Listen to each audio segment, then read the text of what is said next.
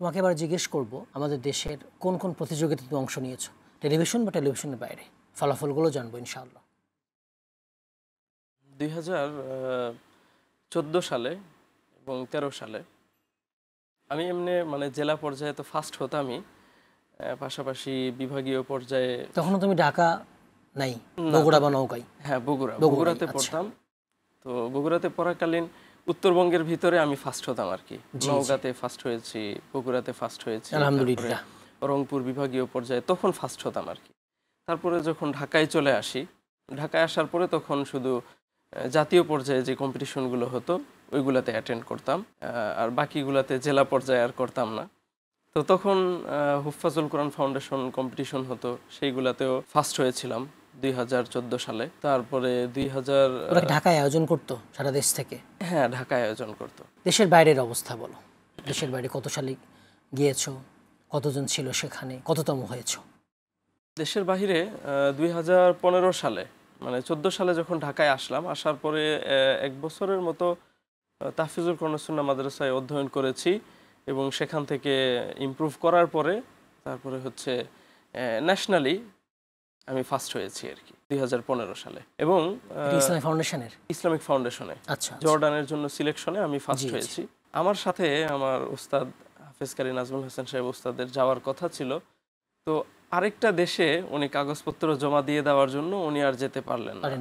তো তারপরে যেহেতু ভিসা এবং টিকিট ওনার হঠাৎ করে আর চেঞ্জ করার সুযোগ ছিল না, তো যেই কারণে আমার 2015 সাল, তখন আমার বয়স 15 হবে, 15 বা 14 এরকম হবে, সেই সময় আমার একা যেতে হলো, একা যেতে হয়েছে। এবং যেহেতু অনেক ইচ্ছা ছিল যে আল্লাহ যাতে মানে ভালো করার তৌফিক দান করে, ওইরকম একটা স্পিড এবং ভিতরে একটা জিল ছিল, একটা আগ্রহ উদ্দীপনা কাজ করতে হতে, সেই জন্য যেহেতু আমি দেশে ফার্স্ট হলাম এবং ইন্টারন্যাশনাল কম্পিটিশনের জন্য সিলেক্টেড হলাম, তো তারপরে আর মানে আমি ভিতরে ওইরকম একটা মানে শক্তি এবং সাহস জুগিয়ে ফেললাম যে না, একা যদি যেতে হয় তাহলে একাই যাব, মিস করব না। জর্ডানে যাওয়ার সময় মানে একটা খুবই হৃদয় বিদারক ঘটনা আছে বললে বলা যায়, শুনিনি আমরা। সেটা হচ্ছে যখন আমি বাংলাদেশ থেকে গেলাম আর কি, যাওয়ার পরে আমার ট্রানজিট ছিল দুবাই যখন নামার পরে দুবাই এয়ারপোর্টের যারা মানে বিমানবালা এবং অন্যান্য কর্মকর্তা ছিল, তারা আমার কাগজপত্র দেখে বলল যে ওর তো বয়স 18 হয়নি, তো প্রাপ্তবয়স্ক এখনো হয়নি, তো ও কিভাবে একা যাচ্ছে, মানে একটা দেশে যাচ্ছে, একা যাচ্ছে। তারপরে যাই হোক, মানে 2-3 ঘন্টা ট্রানজিটের পরে আমি বিমানে উঠলাম, উঠে বসার পরে তারপরে একজন বিমানবালা এসে জিজ্ঞেস করতেছিল, মানে বিভিন্ন তথ্য জিজ্ঞেস করার জন্য সে আসছে, এখন বিমান ছাড়েনি, তো জিজ্ঞেস করছে যে তুমি কোথায় যাবা, তোমার নাম কি, কোথায় থেকে আসতেছো, কেন যাবা। তো মানে আনফরচুনেটলি সেই সময়তে আমি কোনো ওইভাবে হিপস শুধু পড়েছি, আর স্কুলে পড়েছি 4 পর্যন্ত, ইংলিশ ল্যাঙ্গুয়েজ জানতাম না, এরাবিকও জানতাম না, কাজে আমি কথা বলছে জি, সে তো ইংলিশে কথা বলতেছে, আমি কিছুই বুঝতে পারিনি, তখন কিছু বলতে পারিনি, তখন সে আমাকে ওই বিমান থেকে নামায় নিয়ে আসছে, এনে তারপরে ওইখানকার যারা কর্মকর্তা ছিল তাদের সাথে বলতেছে যে ও কিছু জানে না, কিছু বলতে পারতেছে না, কোনো ল্যাঙ্গুয়েজ জানে না। আমি ওকে জিজ্ঞেস করেছি তুমি ইংলিশ জানো কিনা, অ্যারাবিক জানো কিনা, ইভেন হিন্দির কথাও জিজ্ঞেস করেছে যে হিন্দি জানো কিনা, তো হিন্দির কথাও জিজ্ঞেস করলো, তাও যখন পারি না তখন নিয়ে আসছে। আসার পরে তারাও এটা দেখে অনেকটা অবাক যে সে কিভাবে যাবে যদি কোনো বিপদ হয়। তো তারপরে তারা আমাকে আটকায় দিল এবং মানে ওই বিমানটা ছেড়েও দিল। আচ্ছা, তখন আমার এই যে এত আশা, এত ইচ্ছা ছিল যে আমি একটা ইন্টারন্যাশনাল পর্যায়ে যাতে ভালো করতে পারি, যেই জন্য কিন্তু আমি একা এসেছি 2015 সালে, 14 বছর বয়স, আমি একা এসেছি। কিন্তু এখন যাইতে পারতেছি না যখন শোনার পরে তো আমার মনটা একদম মানে খুবই ব্যথিত এবং কান্নাকাটি শুরু করেছিলাম। তো পরে ওখানে কেউ ছিল না যে বাংলা বুঝে? না, কেউ ছিল না। আচ্ছা। আর তারপরে আমি আমার উস্তাদ কারি নাজমুল হাসান সাহেব উস্তাদের কাছে ফোন করলাম যে উস্তাদ, আমি তো এইভাবে আটকায় গেলাম, আমার সাথে কেউ আসলো না, এখন তো আমি আটকায় গেছি, যেতে পারতেছি না। তো আমি খুব কান্নাকাটি করতেছিলাম।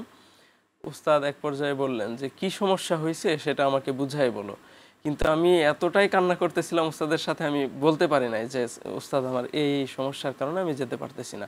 তারপর উস্তাদ বললেন যে ঠিক আছে, তাহলে তুমি ওইখানকার যে কোনো কর্মকর্তা আছে তাকে দাও, তার সাথে আমি কথা বলি।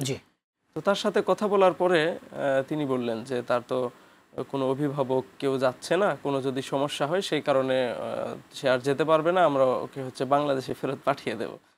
তখন ওস্তাদ রিকোয়েস্ট করলেন এবং বাংলাদেশের কোন হয়তো মন্ত্রণালয় থেকে কোনো সচিব সাহেবের সাথে কথা বলে দেওয়ার পরে তো উনি রিকোয়েস্ট করার কারণে বা ওইভাবে ব্যবস্থা করায় দেওয়ার জন্য তারপরে আমি শেষ পর্যন্ত যেতে পারি। ওখানে। তো যাওয়ার পরে ওইখানে বাধা জি বাধা ওইখানে যাওয়ার পরে পরে দেখলাম যে রিসিভ করার জন্য রাষ্ট্রীয় মেহমানদেরকে যেভাবে রিসিভ করা হয় ওইভাবে আমাদের জন্য মানে গার্ড সহ পুলিশ।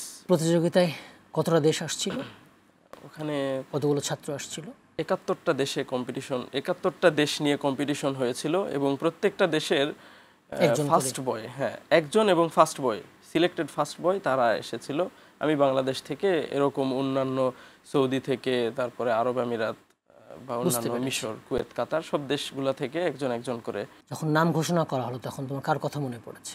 যখন থার্ড আমার সিরিয়াল ঘোষণা করা হলো যে Bangladesh, from Bangladesh Sayed Hasan third place, এটা যখন বলা হলো তখন অবশ্যই আমি অনেক খুশি ছিলাম, যেহেতু মানে অনেক দিনের প্রত্যাশা ছিল। জি জি, দেশের বাইরে। জি, তারপরে সর্বপ্রথম মনে হয়েছিল আমার মায়ের কথা, যে আমার মায়ের খুব আশা ছিল যাতে হাফেজ হই। তো আমার আম্মার কথা অবশ্যই মনে হয়েছে। তোমার এখন পড়াশোনার কি অবস্থা? এখন আমি তারপরে ইন্টারন্যাশনাল কম্পিটিশন করে যখন আসলাম, আসার পরে তারপরে আমি কিতাব বিভাগে ভর্তি হই আলেম হওয়ার জন্য।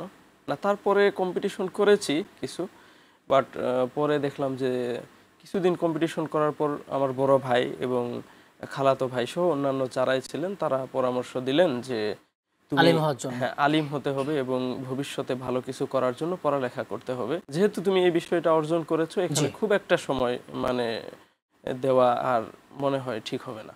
তো তারপরে আমি কিতাব বিভাগে ভর্তি হই এবং সেইখান থেকে জালালাইন পর্যন্ত পড়েছি এবং পাশাপাশি আমি জেনারেল কন্টিনিউ করতেছিলাম আলিয়া মাদ্রাসা। জি, আলিয়া মাদ্রাসা থেকে। এখন কি পড়াশোনা শেষ? এখন পড়াশোনা শেষ না, ওই যে জালালাইন পর্যন্ত পড়ার পরে তারপরে হচ্ছে আমার এইচএসসি পরীক্ষা যখন আসলো, আলিম তো আলিম পরীক্ষার সময় থেকে পড়ালেখার অনেক চাপ, তো এবং মানে আলিম পরীক্ষা দেই এবং আলিম পরীক্ষার পরে এখন ভর্তি হয়েছি ন্যাশনাল ইউনিভার্সিটিতে, সেখান থেকে ইংলিশে অনার্স করতেছি। মারহাবান মারহাবান মারহাবা।